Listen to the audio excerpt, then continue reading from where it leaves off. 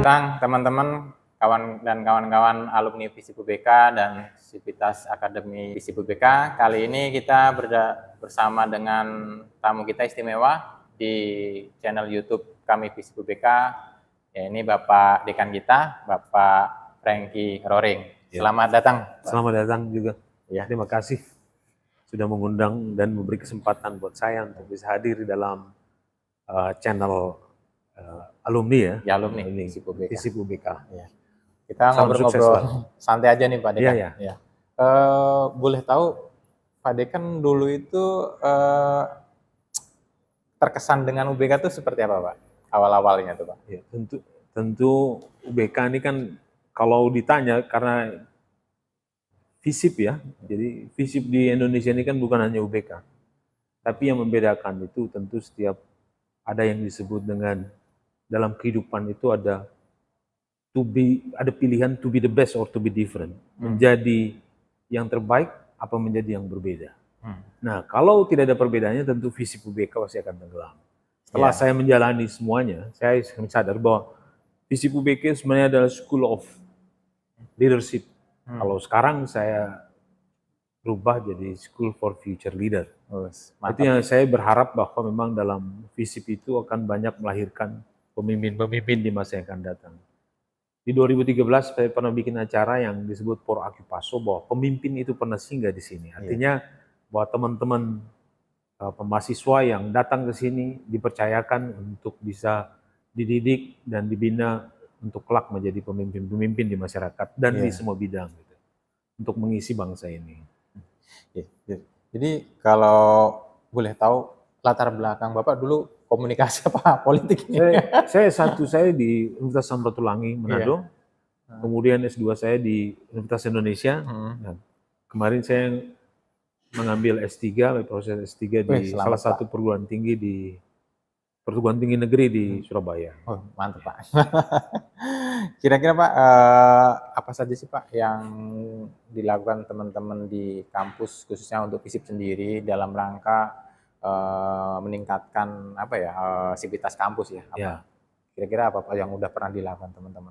Banyak sekali kegiatan, terutama Tridharma perguruan tinggi ya, baik itu pendidikan, kemudian penelitian dan pengabdian sudah dilakukan oleh Sivitas UBK, terutama FISIP, baik mahasiswa maupun dosen. Banyak karya-karya mereka, baik dalam konteks saya sebutkan tadi penelitian maupun dalam hal pengabdian masyarakat, dan juga karya-karya dari teman-teman mahasiswa yang sudah diberikan kepada masyarakat. Tetapi satu hal yang paling penting kalau saya tangkap dalam perjalanan UBK, termasuk yang senior-senior alumni ini ada satu hal yang paling penting kalau dikaitkan dengan leadership. Jadi bahwa pemimpin itu salah satunya adalah butuh keberanian. Keberanian mengambil keputusan, keberanian mengambil resiko. Berani untuk mengambil keputusan dan berani untuk mengubah kalau ada yang salah gitu. Nah, mahasiswa UBK saya yakin, terutama FISIP UBK, berani-berani ini. Dalam sejak tahun 99 ya. Keberanian itu sangat dibutuhkan. Bahkan ada istilah dalam pepatah Latin itu mengatakan keberuntungan berpihak pada yang berani. Maka untuk jadi pemimpin harus berani dulu. Pintar banyak tapi berani itu sedikit. Jadi bahasa Bapak kan yang berani banyak nih Pak. Tentu selama menjadi doyan pasti ada suka dukanya Pak. Ya itu kira-kira pernah ada apa atau apa gitu Pak yang berkesan di Bapak gitu selama menjadi dekan? Tentu banyak sekali, karena tokoh-tokoh yang saya ceritakan tadi, banyak sekali tokoh-tokoh bangsa ini yang datang ke Indonesia, ke UBK, terutama FISIP ya. Prabowo, Habibie, dan yang lain-lainnya. Itu pasti ada dinamika politik, penolakan, dan yang lain-lainnya. Tetapi dalam penyampaian saya selalu saya katakan bahwa pemimpin itu pernah singgah di sini. Berarti pemimpin semua tuh berhak untuk datang ke sini. Tokoh-tokoh bangsa ini yang mau menjadi ke Indonesia, memimpin Indonesia, pernah singgah di sini. Jadi artinya FISIP ini akan menjadi yang disebut dengan School for Future Leader. School for Future Leader adalah sekolah untuk pemimpin di masa datang. Bahkan ketika mahasiswa baru datang, selalu saya tekankan bahwa you are student today, leader tomorrow. Kamu adalah mahasiswa sekarang, pemimpin sekarang, tapi juga pemimpin yang akan datang. Itu yang selalu saya bentuk di dalam Fakultas Ilmu Sosial dan Politik. Nah, kendala-kendala yang selalu dihadapi tentu hampir semua setiap fakultas di seluruh Indonesia juga mengalami hal yang sama. Terkait dengan mungkin dinamika saja, dinamika apa ya namanya, dinamika kemahasiswaan dan masalah-masalah pasti ada setiap fakultas, dan itu bisa diatasi dengan baik. Bukan hanya saya, tapi tim di FISIP, baik sivitas akademik, mahasiswa, dosen, dan para pimpinan di fakultas maupun universitas itu terlibat untuk bisa berkontribusi untuk menjaga stabilitas di BK. Terkait dengan ini Pak, alumni Pak ya, kan Bapak pernah bicara tentang apa, pos apa, purna jual, purna jual waktu itu. Ya. Nah ini kayak menarik nih Pak. Ya, saya Apa sih Pak itu maksudnya tuh? Gimana ya? Kampus harus purna jual nih gimana nih? di waktu lalu saya sudah sampaikan bahwa alma mater itu kan kalau dalam bahasa artinya itu adalah ibu. Ibu itu kalau anak datang walaupun rambut saya sudah putih, dia akan tanya apa yang mau saya bantu. Iya. Seharusnya seperti itu. Kalau saya katakan bahwa di dalam dunia bisnis saja ada servis purna jual. Kenapa di dunia pendidikan tinggi itu nggak ada gitu? So makanya saya bilang kepada teman-teman itu yang ada di kampus maupun di luar, Anda harus bersatu dan saling mendukung. Kenapa? Tidak boleh ada alumni FISIP di luar sana yang sendirian berjuang. Kita harus membangun barisan. Sehingga saya bilang fakultas FISIP terutama harus membuka dan memberikan suatu kontribusi kepada para alumni untuk mereka yang belum beruntung gitu. Nah makanya dalam waktu belakangan ini sudah dibentuk yang namanya Career Development Center. Career Development Center ya. Tujuannya itu untuk memberikan pelatihan, pembinaan bagi para alumni yang membutuhkan pengembangan karir mereka gitu. Dan juga saya ingin membangun sebuah jaringan. Ada istilah sekarang, tidak ada orang yang bisa sukses tanpa kompetisi, tapi tidak ada orang juga yang bisa lolos dari kompetisi itu tanpa kerjasama. So dua hal ini yang harus dibangun. Kita harus membangun kemitraan, daya saing, dan kemudian kemandirian untuk para alumni gitu. Tapi ini harus didukung oleh semua sivitas, terutama FISIP ya. Saya karena konsennya di FISIP dan saya mengenal teman-teman alumni ini dari sejak saya masih muda gitu. Betul. Jadi saya telah menyadari 24 tahun saya di FISIP itu, akhirnya saya bilang, ini bukan pekerjaan saya loh dosen itu, tapi panggilan hidup saya. Panggilan hidup. Keren dah. Panggilan hidup. Pak, selama 24 tahun kan tentu Bapak mengenal buat teman-teman yang ada di luar maupun membina teman-teman yang baru yang ada di kampus. Gitu. Ini untuk mensinergikannya itu caranya gimana Pak ya? Maksudnya untuk teman-teman BEM apa mahasiswa dengan teman-teman yang udah alumni itu caranya gimana Pak? Saya melibatkan alumni. Kemarin kan waktu pas peresmian alumni saya undang BEM. Kemarin saya sebenarnya juga meminta kepada panitia yudisium, coba undanglah senior-senior Anda itu supaya bisa memberikan pesan-pesan kepada adik-adiknya di dalam yudisium. Kedua, nanti kan ada penerimaan mahasiswa baru, kita akan melibatkan adik-adik itu untuk mengundang senior-seniornya untuk memberikan sharing pengalaman. Ilmu itu bisa dipelajari, tapi pengalaman enggak. Pengalaman tentu harus belajar dari orang yang mengalami. Gitu. Betul. Jadi semua perjalanan kehidupan itu penting dari. Saya ingin jelaskan bahwa mahasiswa itu ada namanya istilah itu kalau di bahasa Latin non scholae sed vitae decimus. Belajar bukan untuk sekolah, tapi untuk kehidupan. Gitu. Artinya saya ingin buktikan begini contoh, Bill Gates keluar dari kampus itu berhasil sukses. Tapi orang lupa di situ apa yang dilakukan Bill Gates setelah dia keluar dari kampusnya. Orang cuma lihat dia berhenti kuliah, padahal lupa bahwa dia belajar dan dia lebih banyak belajar dibandingkan ketika dia kuliah. So makanya saya mengajak kepada teman-teman itu, mahasiswa. Mungkin di kelas cuma 2 jam dalam setiap mata kuliah. Atau alumni tidak pernah berhenti yang namanya belajar setelah dia selesai sarjana. Dia harus belajar terus supaya dia bisa mengambil kesempatan dan peluang. Pendidikan itu penting untuk meningkatkan peluang kita gitu. Jadi andaikan misalnya Anda sudah sarjana, kesempatan datang pas. Tapi kalau enggak ya susah juga nanti gitu. Pak, ngomong-ngomong soal di kampus nih Pak, pernah punya pengalaman Pak waktu dulu kuliah punya mohon maaf istri Bapak itu dulu tuh pacar di kampus atau kenal sebelumnya nih Pak? Intermezzo nih Pak. Kalau saya jujur kayaknya saya kurang pede kalau misalnya menaksir seorang gadis yang di bawah saya ya, misalnya mahasiswa saya atau yang disebut dengan adik tingkat saya. Kebanyakan saya carinya di luar. Kedua, Pak kameramen tuh carinya di luar, jangan di kampus. kayak nggak kurang pede. Kalau saya mungkin yang lain pede. Kalau saya jangan dia suka sama saya gara-gara saya dosennya itu atau seniornya gitu. Makanya saya lebih cari yang di luar yang ada tantangan. Tapi memang saya mungkin punya komitmen pribadi ya. Artinya bahwa menjadi dosen itu tanggung jawab moralnya besar. Karena dia dititipkan oleh orang tua mereka, mahasiswa, kepada gurunya. Jadi saya bilang dalam pesan saya dalam yudisium waktu lalu, saya bilang gini, kalau seorang dosen itu gagal mendidik mahasiswanya, dia bukan tidak profesional, tapi dia berdosa loh sih. Karena orang tuanya mempercayakan dia kan. Betul Pak. Jadi makanya saya bilang itu penting buat kita para teman-teman pendidik juga, sebelum dia mendidik orang lain, maka dia harus tuntas dulu dengan dirinya. Apakah moralnya, ataukah ilmunya gitu. Jadi kalau harapan-harapan Bapak terhadap FISIP UBK, Pak, kan ini kita berhadapan dengan globalisasi. Kita berkompetisi dengan kampus-kampus lain. Nah, ini kita bicara ke internal, Pak. Kita FISIP ini kira-kira arahnya mau dibawa kemana nih, Pak? Dan bagaimana pesan-pesan Bapak untuk memotivasi teman-teman sehingga ketika dia lulus, selesai, dia bisa berkompetisi dengan gigih lah gitu. Ya, tadi seperti saya kemukakan bahwa tidak ada satupun yang bisa lolos dari kompetisi tanpa kerjasama. Kampus-kampus besar itu alumninya hebat-hebat. Kampusnya besar bukan karena masalah kampusnya semata, tapi dia membangun jaringan dengan alumni. Nah, kita juga harus seperti itu. Nah, ingin saya sampaikan begini.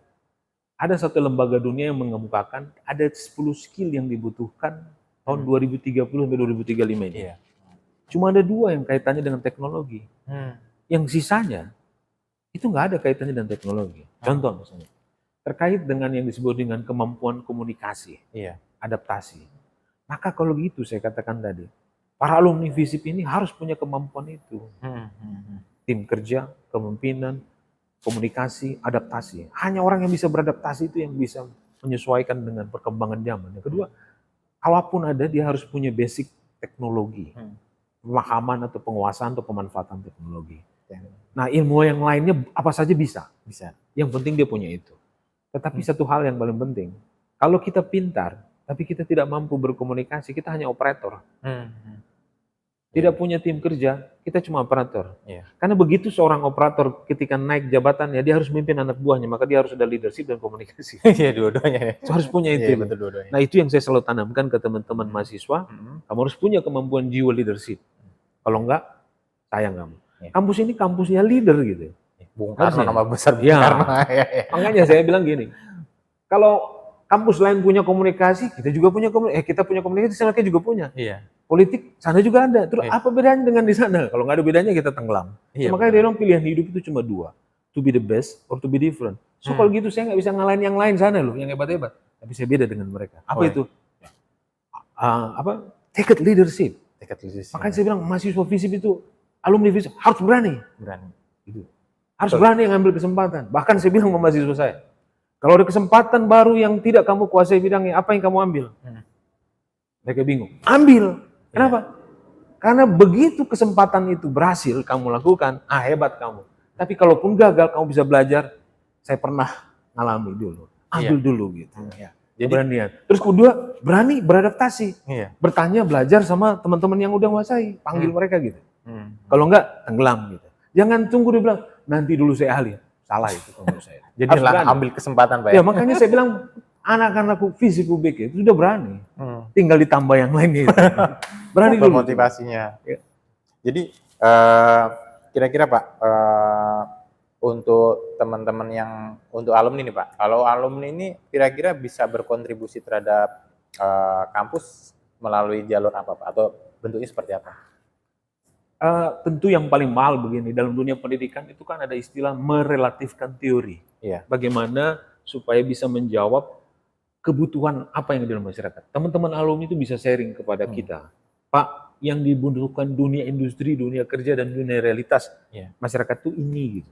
Supaya dosen ini tidak merasa paling sombong dan paling tahu apa yang dibutuhkan masyarakat. Kita bisa sharing gitu.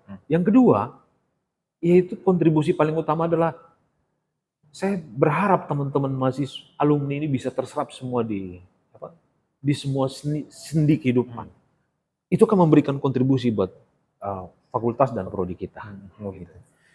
Jadi kalau kita lihat Pak ya, teman-teman kan sekarang sudah banyak yang di luar sana Pak yang berhasil, terus yang mereka juga mungkin dengan melalui channel YouTube ini kita bisa sharing mungkin kalau mau datang ke kampus berdiskusi langsung, silahkan boleh bagi-bagi ilmu, terutama bagi-bagi teman-teman yang sudah berhasil mau bersumbangsi terhadap kampus, boleh silahkan, tapi sesuai dengan keahlian teman-teman masing-masing ya. Jadi agar kampus UBK ini makin besar, makin berjaya dan terutama FISIP ya kan itu makin bagus Pak ya. Iya. Jadi gitu. Jadi kalau kita agak sedikit keluar nih Pak, kan tahun depan ini menghadapi tahun-tahun politik Pak. Jadi sikap kampus sendiri Pak, kita nggak ngomongin pilihan nih Pak, tapi sikap kampus sendiri itu sebaiknya gimana Pak? Karena kan di kalangan alumni kan ada yang milih A, milih B, milih C gitu kan. Ataupun teman-teman mahasiswa yang sudah mempunyai hak pilih kan harus memilih gitu. Sementara partisipasi politik kan sangat dibutuhkan. Nah, ini sikap dari Bapak terhadap kampus kita gimana? Ya, kampus itu kan harus lebih besar dibandingkan. Ada istilah namanya pendidikan itu summum bonum. Dia yang paling tertinggi. Jadi artinya di kampus ini dia harus bisa bukan bicara tentang orang, tapi bagaimana kriteria pemimpin yang dibutuhkan oleh bangsa kita. Nah, UBK harus punya peran besar, terutama FISIP, untuk bisa memberikan kesadaran kepada masyarakat untuk menjadi pemilih yang cerdas. Karena melalui pemilih yang cerdas itu akan melahirkan pemimpin yang berkualitas. Tapi satu hal yang paling penting untuk saya mengajak teman-teman, jangan golput. Kenapa? Jangan golput teman-teman. Pilih.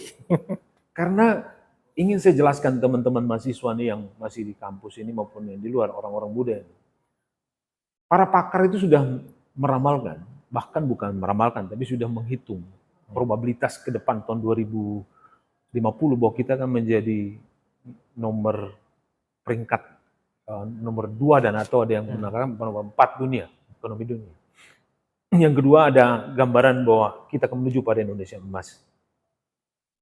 Karena kita juga mengalami yang namanya baby boomer, orang usia produktif itu banyak. Nah kalau para ahli di luar sana saja percaya bahwa kita akan jadi hebat, maka tugas orang muda itu membuktikan bahwa mereka benar. Gitu. Kita dengan apa?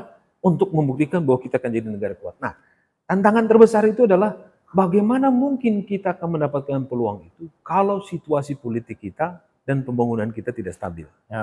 Maka dibutuhkan sebuah pemerintahan dan penyelenggaraan tata kelola ekonomi dan pemerintahan yang stabil dan kuat. Program-program yang dilakukan ini harus mampu menjamin kepastian bagi orang muda. Mereka akan mendapatkan peluang nanti. Masa depan nanti. Nah kalau gitu, masa depan itu bukan nanti, tapi kita udah masuk sekarang itu. Itu dengan apa? Ikut pemilu. Ikut pemilu berarti menentukan masa depan orang muda itu sendiri. Jadi teman-teman nggak boleh apatis ya, ataupun udah golput aja. Ternyata kita masih banyak peluang untuk ikut berpartisipasi sehingga arah bangsa ini bisa ditentukan oleh generasi muda sekarang, Pak ya. Jadi pemilu itu begini, pemilu itu adalah sarana masyarakat itu menolong dirinya sendiri melalui apa? Melalui pemimpin-pemimpin yang dia pilih agar mampu membantu dirinya gitu. Betul. Nah, jadi menolong pemimpin untuk menolong dirinya gitu kan. Melalui proses pemilu. Jadi Bung Karno juga pernah mengungkapkan itu Pak tentang masalah pemuda Pak. Berikan saya 10 pemuda maka akan guncang dunia. Nah, kesan-kesan Bapak terhadap Bung Karno terhadap itu gimana Pak? Memang udah apa yang Bung Karno bilang itu sebenarnya adalah realitas sejarah di dunia ini. Perubahan-perubahan besar ada di tangannya orang muda. Dan itu harus diakui. Nah, tentu di sini pemilu akan menitipkan nasib bangsa kita nih sama orang muda. Betul. Banyak orang pesimis ya tentang bahwa orang muda ini akan banyak yang golput. Kalau saya enggak, saya optimis. Walaupun saya bukan lagi orang muda. Masih muda Pak, masih muda. Tetapi saya percaya bahwa mereka akan menentukan masa depannya itu melalui pemilu itu. Ya. Dan saya kembali ke FISIP. Saya berharap memang ke depan ini kan sudah waktunya teman-teman mahasiswa dan alumni yang akan megang bangsa ini. Kalau Martin Luther King itu punya pidato, I believe, I have dream. Dia percaya suatu saat nanti anak mantan budak dan anak mantan majikan duduk satu meja di Bukit Georgia. Terbukti bukan hanya duduk satu meja, bahkan jadi presiden. Obama. Kalau saya, I believe, saya percaya. Iya. Tidak, sambutan saya waktu itu dalam yudisium, saya bilang, I believe, saya percaya. Saya percaya mahasiswa BK di masa yang akan datang itu akan memimpin bangsa ini. Amin. Pasti ada yang jadi pemimpin. Iya. Menarik sekali ya dengan ngobrol-ngobrol dengan Pak Dekan ya. Jadi tetap nanti kita akan buka sesi berikutnya kalau memang nanti ada peluang ya. Tapi kita coba minta Pak Dekan lah, harapan Pak Dekan terhadap teman-teman alumni maupun teman-teman yang masih aktif di kampus. Kira-kira harus seperti apa sih? Terutama untuk kita berdaya saing dengan teman-teman alumni kampus lain, Pak. Iya, terima kasih. Iya. Jadi ada istilah, kalau dalam bahasa Latin itu, et maiora natus sum. Kamu dilahirkan untuk jadi orang besar. Nah itu buat para alumni dan para mahasiswa. Anda tuh dilahirkan dalam satu rahim yang sama, FISIP UBK. Dilahirkan untuk menjadi orang besar. Martin Luther King bilang begini, kalau kamu tidak bisa terbang, maka berlarilah. Kalau kamu tidak bisa berlari, maka berjalanlah. Kalau kamu tidak bisa berjalan, maka merangkaklah. Apapun yang kamu harus lakukan, kamu harus bergerak, jangan diam. Maka kalau gitu saran saya kepada para teman-teman alumni, jangan pernah menyerah. Waktu pasti datang kesuksesan itu. Amin. Maju terus. Dan jangan pernah berhenti untuk belajar. Tadi karena saya katakan dalam bahasa non scholae sed vitae decimus. Orang itu belajar bukan untuk sekolah, tapi untuk kehidupan. Berarti jangan pernah berhenti belajar, jangan pernah berhenti untuk beradaptasi. Karena siapa yang tidak bisa beradaptasi punah. Tugas kita itu adalah kerja keras dan kerja cerdas. Hasilnya biarkan kita serahkan buat Tuhan. Amin, iya, Nah itu doa saya buat teman-teman alumni dan mahasiswa saya. Semoga mereka bisa sukses dalam karir dan kehidupan untuk bangsa ini dan keluarga mereka. Iya. Baik, Bapak, terima kasih karena durasi yang kita perlukan. Tapi teman-teman jangan khawatir. Suatu saat kita akan buka seksi lagi yang ngobrol-ngobrol lebih santai dengan Bapak Dekan kita, Bapak Franky Roring. Dan teman-teman jangan lupa like dan subscribe channel YouTube kami FISIP UBK ini. Tetap semangat, teman-teman yang masih di kampus, belajarnya jangan kendor. Yang udah menjadi alumni tetap berkarya di luar sana, jaga nama baik kampus kita, tetap berkarya terus. Dan kita akhiri bincang-bincang kita ini. Terima kasih banyak Pak Dekan atas waktu dan kesempatannya. Sampai ketemu di episode berikutnya yang lebih menarik lagi. Salam kami FISIP UBK.